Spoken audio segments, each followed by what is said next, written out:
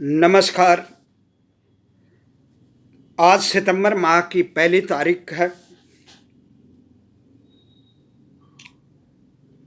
उत्तराखंड राज्य गठन आंदोलन के एक सिपाही के रूप में 1994 से ये तारीख हमारे जख्मों को हरा कर देती है। आज 1 सितंबर 1994 को तत्कालीन उत्तर प्रदेश सरकार की मुलायम सरकार ने सत्ता मद में चूर होकर उत्तराखंड जन आंदोलन के साथ जो जघन्य दमन किया था, 1 सितंबर 1994 को उत्तराखंड राज्य आंदोलन की गुहार लगाते हुए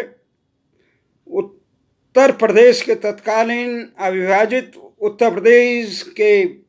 शासन के उत्तराखंड विरोधी रवैये के खिलाफ जनाक्रोश के रूप में शांतिपूर्ण प्रदर्शन कर रहे उत्तराखंड के जाबाज आंदोलनकारियों पर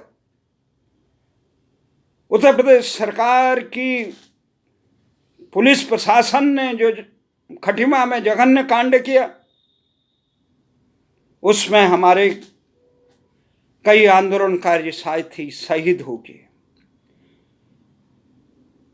जिसमें धर्मानंद भट्ट जी, भगवान सिंह सिरोला,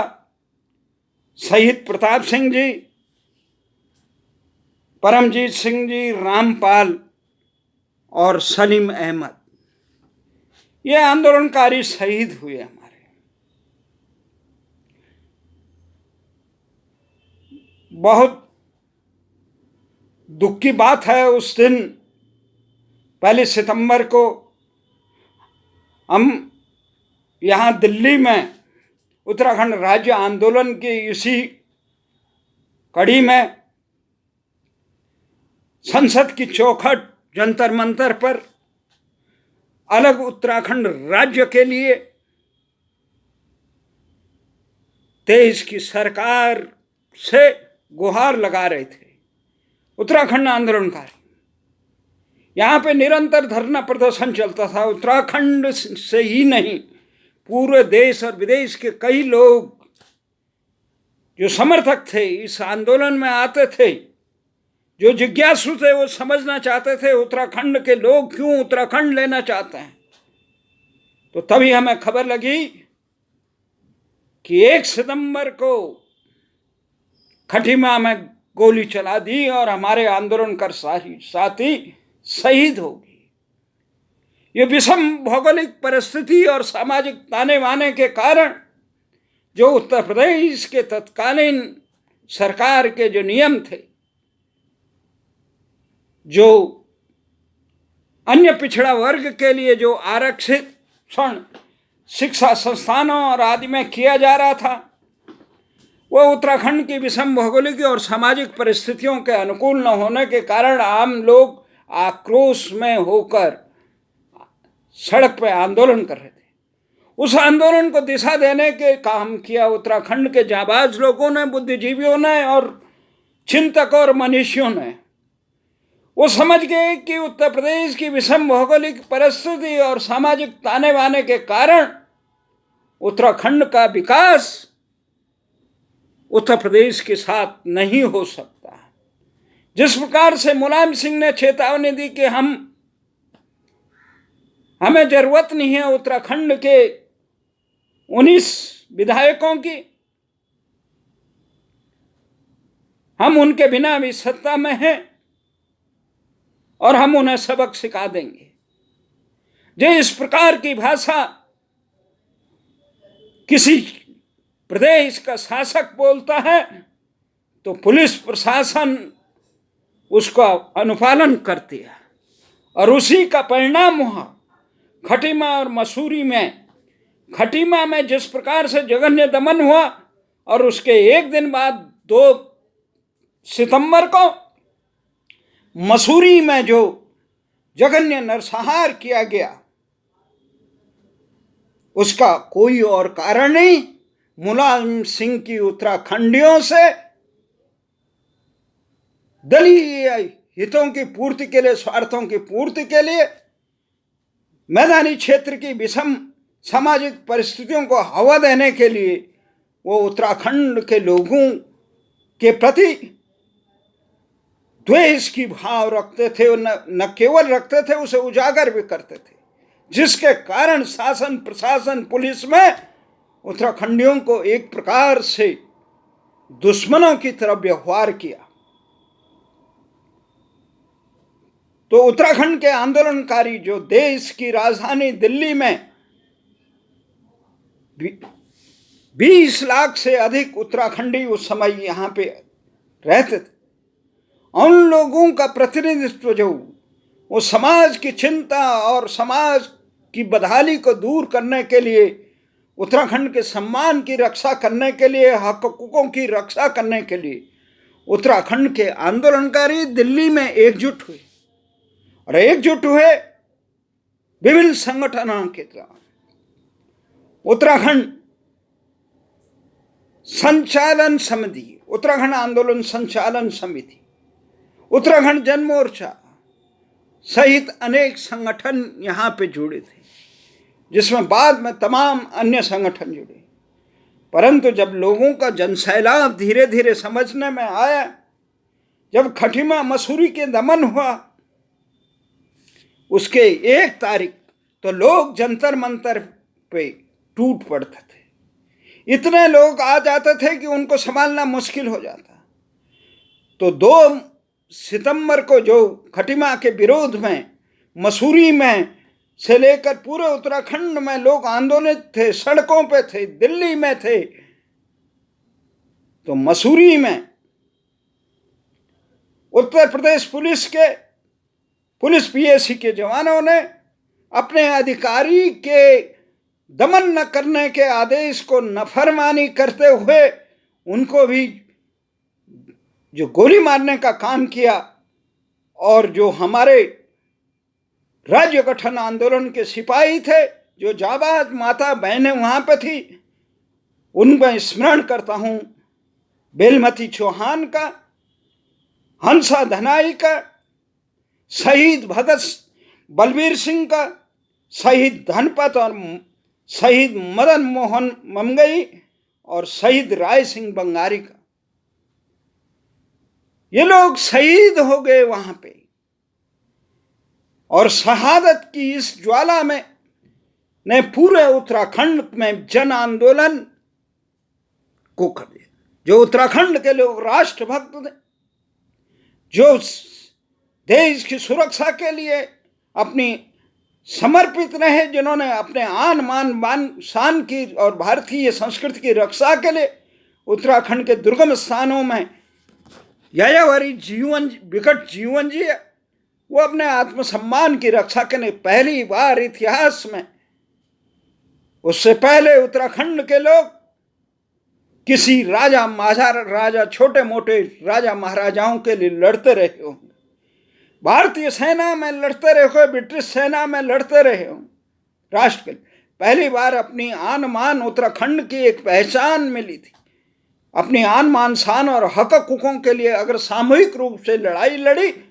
तो 1994 में जो व्यापक जन आंदोलन उत्तराखंड राज्य गठन के लिए उमड़ा, तो उसके बाद जो दमन चल रहा था निरंतर, उसमें श्रीयन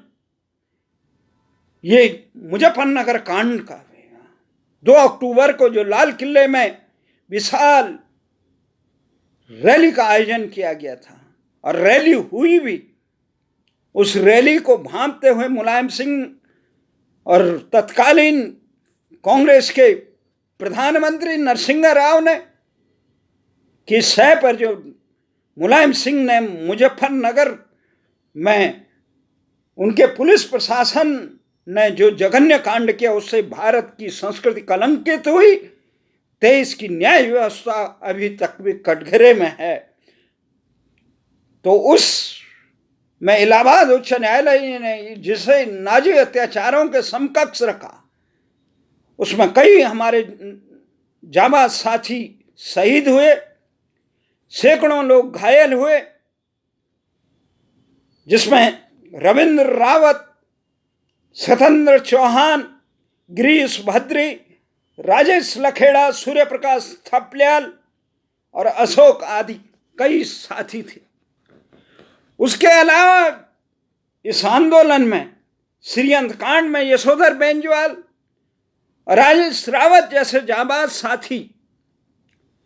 नैनीताल में लोगों ने अपनी शहादत दी, देहरादून में जो शहादत दी, पौड़ी में जो शहादत दी, कोटद्वार से लेकर लाल किले में और दिल्ली में जो निरंतर आंदोलन, सड़कों पे प्रचंड आंदोलन हुआ, उसे देखते हुए भारत सरकार ने 2000 में राज्य का गठन किया। 16 अगस्त 1994 से देश की राजधानी दिल्ली में संचालित उत्तराखंड राज्य गठन आंदोलन, जिसकी मांग थी कि राज्य उत्तराखंड बने, राजधानी गैरसैंण हो और सुशासन हो, भू कानून लागू हो, मूल निवास लागू हो। परंतु उत्तराखंड बनाने वालों ने वहां के राजनीतिक दलों के बंधुआ मजदूर बने तथाकथित जनप्रतिनिधियों ने उत्तराखंड के साथ जो जघन्य उपेक्षा की, उससे के कारण आज कई साल बीतने के बाद भी न तो खटीमा, मसूरी, श्रीअंत, देहरादून और कोटद्वार, पौड़ी इत्यादि नैनीताल के दमन करने वाले हैवानों को सजा मिली, न इलाहाबाद उच्च न्यायालय द्वारा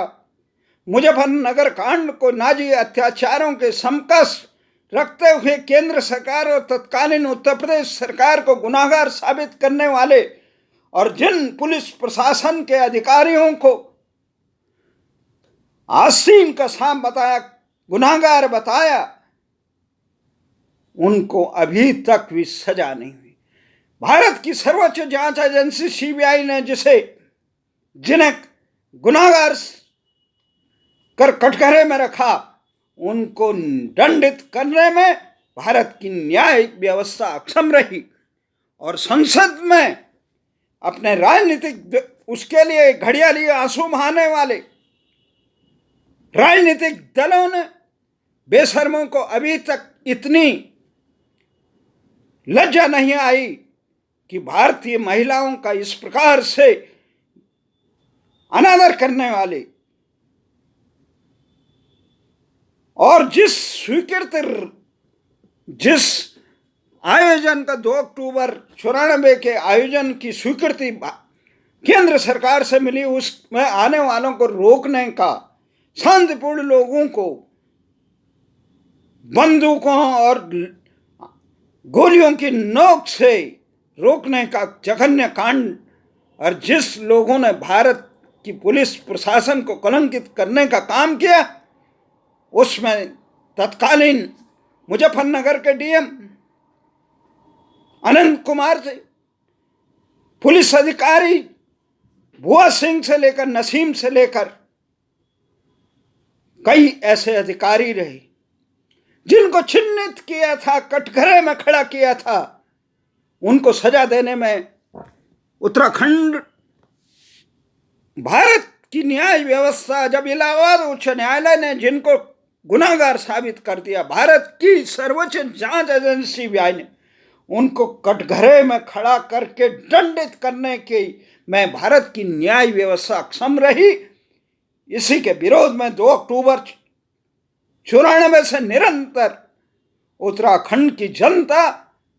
23 के राष्ट्रपति को ज्ञापन देकर काला दिवस मनाती है संसद की चौखट पर और पूछती है कि आखिर इन गुनाहगारों को सजा देने में भारत की न्याय व्यवस्था क्यों अक्षम रही। राष्ट्रभक्त उत्तराखंडियों पर इतना जघन्य का दमन करने वाले लोगों को संरक्षण देने वाले कौन है, उनको सजा क्यों नहीं दी? लोगों को यह आशा थी कि उत्तराखंड राज्य बनेगा, वहां की सरकार इस प्रकार के दुराचारियों को सजा देने का काम करेगी। लेकिन बहुत दुख की बात है कि संसद में घड़ियालियों आंसू बहाने वाली भारतीय जनता पार्टी हो या कांग्रेस सरकार हो, दोनों ने उत्तराखंड में सत्ता सुख भोगा, और उनको भी उनकी सत्ता को कंधे देने वाले जो अन्य दल है वहां, वो भी इस गुनाहगार में शामिल है। वो अपने समर्थन के दबाव इन पे ये नहीं बना पाए कि उत्तराखंड की जन आकांक्षाएं सम्मान के साथ खिलवाड़ करने वाले लोगों को दंडित करने का प्रयास सरकार करे। जब ये नहीं कर पाए तो उत्तराखंड की जनता क्या करे? एक न्याय व्यवस्था ये होनी चाहिए, किसने पैरवी की नहीं की ये नहीं, ये शासन का फर्ज है कि किसी भी बेगुनाह को दंडित करने वाले को, बेगुनाह का शोषण करने वाले, दमन करने वाले अत्याचारी, पापाचारी, कातिल को सजा दिलाना देश की व्यवस्था, कानून व्यवस्था का सवाल। ये सवाल नहीं है पैरवी किसने की या नहीं की। सवाल यहां भी उठता है कि उत्तराखंड की सरकार की ये नैतिक दायित्व था कि मजबूत पैरवी करे, नए सिरे से आयोग बने। हमारा तो ये मानना था कि जब इस्राएल अपने आत्मसम्मान की रक्षा करने वालों को उनके घरों तक नहीं छोड़ता है, तो उत्तराखंड के सम्मान से खिलवाड़ करने वालों को, लाल कालीन बिछाने वाले उन गुनाहगारों को, उत्तराखंड जिन लोगों को सीबीआई ने गुनाहगार साबित किया था, उसमें कई लोगों को उत्तराखंड सरकार ने अपने यहाँ बड़े महत्वपूर्ण पदों में आसीन किया। वो कौन आसीन के साथ थे जो बुआ सिंह को लाल कालीन बिछाते थे? वो कौन दुराचारी नेता थे जो मुलायम सिंह को उत्तराखंड की धरती पे लाल कालीन बिछाते थे, उनको गले लगाते थे? भले ही राम भक्त कहलाने वाले लोग किस बेशर्मी से मुलायम सिंह को गले मिले, ये इसे देखकर हम प्रत्येक राम भक्त, राष्ट्र भक्त और उत्तराखंडी का सर शर्म से झुक गया। ये राजनीति के सौदागर केवल अपनी सत्ता के लिए पापाचारियों को गले लगा सकते हैं, उनको संरक्षण दे सकते हैं। वो कौन गुनाहगार थे जो उत्तराखंड राज्य गठन आंदोलनकारियों के शहीदों के कातिलों को अपने दलों में स्थान देते हैं? उन्हें लज्जा नहीं आई, उन नैतिक शर्म। कोर्ट कचहरी दूसरी तरफ, सार्वजनिक लोकलाज लोकलाज से चलता है। ये मर्यादाओं का निरंतर हनन करने वाले लोग उन गुनाहगारों को अपने दलों में, अपने शासन में स्थान देने वाले लोगों को माफ नहीं किया जाता। अब उत्तराखंड राज्य गठन के बाद हमने कई बार कोशिशें की, अधिकांश मुख्यमंत्रियों से कहा, झगड़ा किया, दबाव डाला, अखबारों में लिखा, आंदोलन किए, गोष्ठियां की, पर इन बेशर्मों को अपने पदों के अलावा कुछ नहीं आता। आज का विषय यह है कि कौन है गुनाहगार? सजा न देने का मुख्य गुनाहगार है भारत सरकार, उत्तर प्रदेश सरकार और उत्तराखंड सरकार। जिन लोगों ने इस प्रकार से समाज के राष्ट्रभक्तों के साथ, आम नागरिकों के साथ, पुलिस प्रशासन, जिन्होंने संविधान की कानून व्यवस्था बनाए रखने की शपथ ली थी, और वो इस प्रकार से देश के आम जनता के साथ भारत की संविधान की धज्जियां उठाए, उनका कत्लेआम करे, उनसे दुराचार करे, और भारत की संस्थाएं जिनको चिन्हित करती है, न्याय व्यवस्था में बैठे हुए लोग अपने स्वार्थों में इतने लिप्त हैं और उनके आका बने राजनेता उनको संरक्षण देने का काम कर रहे थे। वो कौन थे जो मुलायम सिंह के दलालों को उत्तराखंड में महत्वपूर्ण संवैधानिक पदों पर बिठाए थे?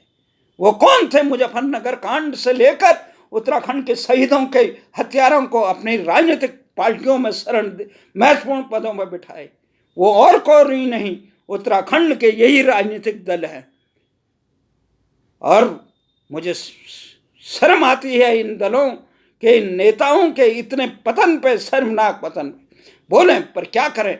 विवश है जनता, इन्हीं से काम कराना होता लोकशाही में। ये इस प्रकार से इस देश में लोकशाही का कहने को लोकशाही है, पर ये राजनीतिक जो शिकंजाबाजी है, दलीय गठबंधन, उनमें केवल मर्यादा नहीं, भारत की संस्कृति नहीं, केवल जीत कैसे सकेंगे, चाहे गुनाहगार हो, हैवान हो, कुछ हो, सबको अपने साथ ले चलो, जो अपने निहित स्वार्थ के लिए हो। तो आम जनता भी इस प्रकार के गुनाहगारों को मंचासीन करके उनको महिमा मंडित करते हैं। कम से कम जो अपने आन मान शान के लिए संघर्ष करने वाले लोग हैं, उनकी उपेक्षा करने वाले समाज कभी आगे नहीं बढ़ता है। तो आज के दिन घड़ियाली आंसू बहाने वाले लोग श्रद्धांजलि के नाम पर तमाम फेसबुकों से लेकर नगर के विभिन्न जगह आयोजन करने वाले, एक बात अवश्य होनी चाहिए कि वो अपने राजनीतिक दलों पर ये दबाव क्यों नहीं डालते हैं। हमने तो कई बार कहा कि आयोग बनाया जाए। ये जरूरी नहीं कि कानून में लिखे सबूतों के आधार पर ही जो लोग जनता की नजरों में गुनाहगार हैं, उनको पनाह देने वाले, उनको सम्मान देने वाले, उनको महत्वपूर्ण पदों पर बिठाने वाले ही सबसे बड़े गुनाहगार हैं। मुझे खुशी होती है अगर उत्तर प्रदेश की सरकार, उत्तराखंड की सरकार मुलायम सिंह को उत्तराखंड की धरती पर पैर रखते ही नजरबंद करती और वापस भेजती या उन पे मामला चलाती। अनंत कुमार को संरक्षण देने वाले राजनीतिक दल, हम ये कहते हैं कि मुलायम सिंह ने कहा कि उत्तराखंडियों को मैं सबक सिखाऊंगा। अगर उनमें ये दुर्भावना नहीं होती, दुराग्रह नहीं होता, राजनीतिक संकीर्ण स्वार्थों के कारण नहीं होता, वो ये कहते कि जो भी गुनाहगार होगा उसको सजा मिलेगी, वो इलाहाबाद उच्च न्यायालय की सीबीआई की जांच की मांग का विरोध करके सर्वोच्च न्यायालय नहीं आते। और सर्वोच्च न्यायालय में जब इस इलाहाबाद उच्च न्यायालय के फैसले को रद्द करने का काम किया, कुंद करने का काम किया, तब कहाँ गए थे भारतीय जनता पार्टी, कांग्रेस और केंद्र सरकार की वो तमाम दल? उन्होंने क्यों नहीं इसको दोबारा से वो किया? अपने स्वार्थ के लिए तो किस प्रकार से तिकड़मबाजी करते हैं और समाज के स्वार्थ, राष्ट्र के लिए कोई काम करने के लिए तैयार। इसलिए समाज को ये जानना है कि इन्हें दंडित, चाहे देश की अदालत है, इन्हें दंडित न करें, पर महाकाल बद्र केदार इनको कभी माफ नहीं करने वाला। भगवान के दर पे अंधेर नहीं है, हर पापी को उसके कुकर्मों का सजा मिलेगी। तो इसलिए यही आशा और विश्वास के साथ मैं उन तमाम शहीदों के परिवारों को इस मसूरी, खटीमा, मुजफ्फरनगर कांड सहित सारे उत्तराखंड राज्य गठन के स्मृति पर नमन करता हूं और उन शहीदों की भावनाओं को जो सत्ता में रहकर राजधानी गैरसैंण नहीं बनाते हैं, जो मुजफ्फरनगर कांड के अभियुक्तों को सजा देने के लिए आयोग का गठन नहीं करते हैं, जो मुजफ्फरनगर कांड और इन तमाम दमनकारी ताकतों के दलालों को अपनी पार्टियों में रखते हैं, उन्हें सम्मान देते हैं, उन सबको धिक्कार देने का काम करते हैं। आज जिनकी शहादत की बदौलत से ये सत्ता मदमचूर हो गई, इन्होंने राज्य गठन के बाद इनके पास कितनी दौलत हो गई, कितनी संपत्ति हो गई, इसकी इनकी जांच करने की जरूरत थी। परंतु परमात्मा इन गुनाहगारों को कभी माफ नहीं करेगा। उत्तराखंड के सपूत, मैं उत्तराखंड समाज के तमाम लोगों से कहता हूँ कि आज हमारे सम्मान का प्रतीक है राजधानी गैरसैंण। जब राजधानी गैरसैंण बनेगी, जो बनी हुई है एकमात्र राजधानी, केवल दबाव की जरूरत है, तभी भू कानून लागू होगा। क्योंकि भू कानून लागू करने वालों की मानसिकता लखनऊी मानसिकता है, ये दलीय बंधुओं मजदूर है, ये उत्तराखंड में घुसपैठियों को संरक्षण देने वाले लोग हैं, ये अवैध बस्तियों में रहने वालों को संरक्षण देने वाले लोग हैं, उनके अतिक्रमण को हटाने वाले नहीं हैं। ये उत्तराखंड की फरियाद नहीं सुनते हैं। अगर इनमें जरा भी नैतिकता होती, इन्हें लगता है उत्तराखंड की जनता अपने हकों के लिए तैयार है, तो ये तुरंत उत्तराखंड में भू कानून भी बनाते, मूल निवास भी बनाते, जनसंख्या पर आधारित परिसीमन को भी रोकते और राजधानी गैरसैंण भी बनाते। परंतु उत्तराखंड को तो इन्होंने अपने निस्वार्थ के लिए दलीय बंधुआ मजदूरों के एक ऐश का बना दिया। मैं इस अवसर पर बाबा मोहन उत्तराखंडी, जो राजधानी गैरसैंण के लिए देव सिंह नेगी जी, और एक हमारे आंदोलन का साथी थे टिहरी से, जिन्होंने उत्तराखंड राज्य गठन आंदोलन पे जो आंदोलनकारियों पे मुकदमे दर्ज किए थे, उनको वापस लेने के लिए अपना आत्मदाह किया था। मैं उन सब की पावन स्मृति को नमन करता हूँ। यशोधर बेंजवाल से लेकर राजेश रावत, तमाम साथी जितने हैं और जितने आंदोलनकारी जो बदहाली का जीवन जी रहे हैं, उत्तराखंड सरकार के तमाम दावों के बावजूद, आंदोलनकारी कल्याण के लिए लाखों रुपये लगाने के बावजूद जो आंदोलनकारियों तक कोई लाभ नहीं मिल पाया, उन आंदोलनकारियों के कोई सुध लेने के लिए तैयार नहीं है। तो मैं उन सभी आंदोलनकारियों को नमन करता हूँ कि उनकी शहादत और संघर्ष के बदौलत आज उत्तराखंड राज्य बना, और उस उत्तराखंड राज्य में आप सब की शहादत ऐतिहासिक रही। और सभी शहीदों की पावन स्मृति को नमन करते हुए ये महत्वपूर्ण बात कहना चाहता हूँ कि शहीदों के सपनों को साकार करने का दायित्व हम सब पे है। आओ मिल के काम करें और उत्तराखंड राजधानी गैरसैंण बनाने, वो कानून लागू करने, मुजफ्फरनगर कांड के अभियुक्तों को सजा दिलाने सहित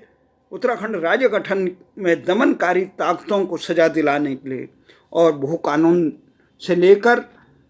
जनसंख्या पर आधारित विधानसभा परिसीमन को रोकने के लिए काम करें, समर्पित करें। यही आंदोलनकारियों शहीदों को सबसे बड़ी श्रद्धांजलि।